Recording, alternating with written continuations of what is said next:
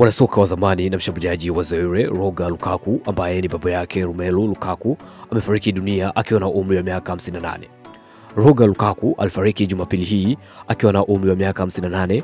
Aliwasili Ubelgiji mwaka wa 1990 na kuichezea Boom, Cerring, Gelmin, Ekeren, kisha akakaa Uturuki kwa muda mfupi kabla ya kurejea kuichezea Mechelen na Osted.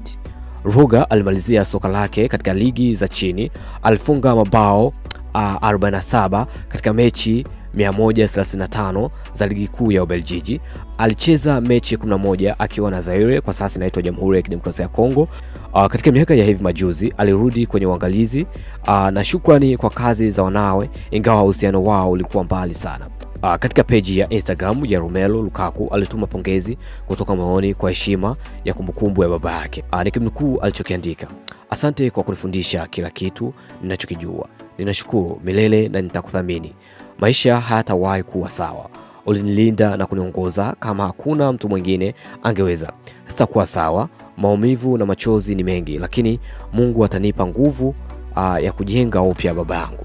Huu ni ujumbe mfupi ambao Romelu ameandika kupitia ukurasa wake wa Instagram, huku akihuzunika sana kumpoteza babake mzazi. Bana, mtazamo wako ni upi hapo chini, sema comment. Mimi naitwa Mr. Barrett, the Black Man, and that's the world, that's my name.